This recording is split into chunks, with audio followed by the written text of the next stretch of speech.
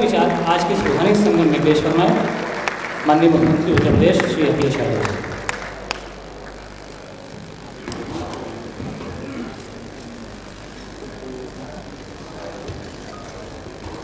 मंच पर उपस्थित आदरणीय महान संत मुरारी बापू जी और जिनके बुलाने पर हम सब मौजूद हैं, जिनके कार्यक्रम में आदरणीय अनवर जलालपुर जी, आदरणीय उदय प्रताप सिंह जी, आदरणीय नीरज जी, हमारे साथ मंत्री अहमद हसन जी, राजेंद्र चौधरी जी, मंच पर उपस्थित आदरणीय कलवे सादिक जी और बहुत सारे उपस्थित से सभी सम्मानित मानव, इस कार्यक्रम में उपस्थित सभी और सम्मानित और सभी आदरणीय बुजुर्ग, पत्रकार साथी, नौजवान साथी, मैं सबसे पहले इस मौके पर हर्षवर्धन अग्रवाल जी को बधाई देना चाहता हूँ, धन्यवाद देना चाहता हूँ कि उन्होंने इस अच्छे कार्यक्रम को कराने का काम किया है। इसके साथ साथ अनवर जलालपुर जी को बधाई दूंगा कि जहाँ एक राजनीतिक महाभारत अभी खत्म हुआ है और उसके बाद एक बहुत अच्छी किताब जिसमें गीता के बारे में और गीता को शायरी के अंदाजे में आपने पेश किया है, मैं आपको बधाई देता हूँ, शुभकामनाएं देता हूँ। जहाँ तक अनवर जलालपुरी जी के बारे में है, कोई ऐसा नहीं है देश में और दुनिया में जो उनको पहचानता ना।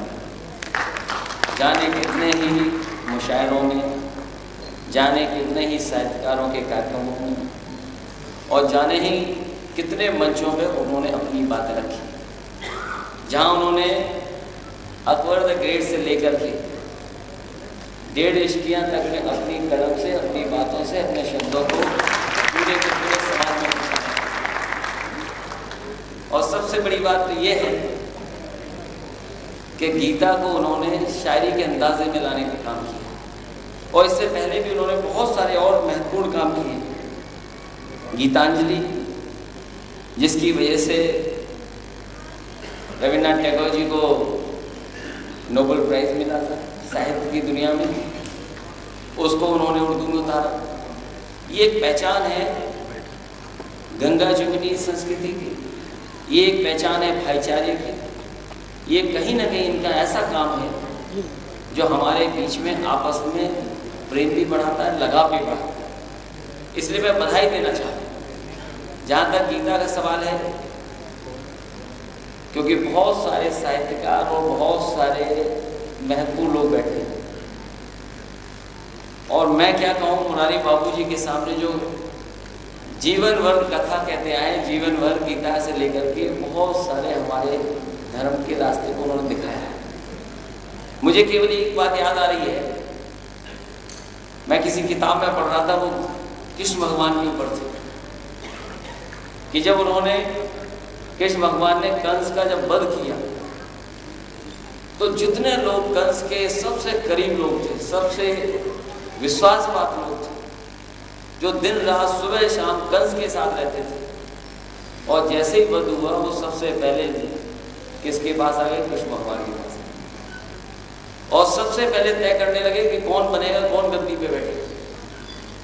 उस समय कृष्ण भगवान ने कहा कि ये समय है, राष्ट्र की जो राजा हैं उनका वध हुआ है, उनका देहांत हुआ है, और क्योंकि वो मेरे मामा हैं इसलिए अभी समाज को, हमारे जितने रिश्तेदार, सहयोगी, साथी और जितने लोग हैं, दुख मनाना चाहिए। ये दुख का समय है। तो एक बहुत बड़ी सीख, बहुत बड़ा रास्ता दिखाया है। और आज के परिप्रेक्ष्य में जहाँ समाज में मैं समझता हूँ गीता पढ़ करके कहीं ना कहीं साहसी मिलता है, जो लोगों का मनोबल कम हो जाता है, कहीं ना कहीं हमें शक्ति प्रदान करता है। गीता ने समाज को रास्ता दिखाया। मैं बहुत सारे लोगों को जानता हूँ, जब कभी उदास हो जाते हैं तो वो गीता के पन्ने पढ़ते हैं। और जितनी बार गीता पढ़ी जाती उतनी ही अच्छी लगती है। और एक बार नहीं, दो बार नहीं, 3 बार, कई बार पढ़ने के बाद भी बहुत सारी चीज़ें तब समझ में आती हैं जब कई बार पढ़ लो। तो गीता जैसा ऐसा ग्रंथ, गीता जैसी ऐसी वाणी, मैं समझता हूँ जितनी बार पढ़ी जाती है उतनी ही अच्छी लगती, उतना ही रास्ते। इस मौके पर क्योंकि बहुत सारे साहित्यकार हैं, बहुत सारे जागरूक हुए हैं और ऐसे कवि हैं जो अंतर्राष्ट्रीय स्तर पे भी और अंतर्राष्ट्रीय प्लेटफॉर्म पे भी रखी है बात। मैं सबका धन्यवाद देता हूँ, मुझे उन्होंने मौका दिया, और खासकर Uttar Pradesh help you educational society और ट्रस्ट ने, हर्षवर्धन अग्रवाल जी, मैं धन्यवाद देता हूँ। एक बार फिर मैं अनवाज जलालपुरी साहब को बधाई देता हूँ कि एक बहुत बड़ा काम किया उन्होंने, बहुत बड़ा फैसला किया है जहाँ गीता को उन्होंने अपने शायरी के अंदाज में पेश किया। और सबसे बड़ी बात है कि बहुत साधारण शब्दों में उन्होंने इस बात को रखा।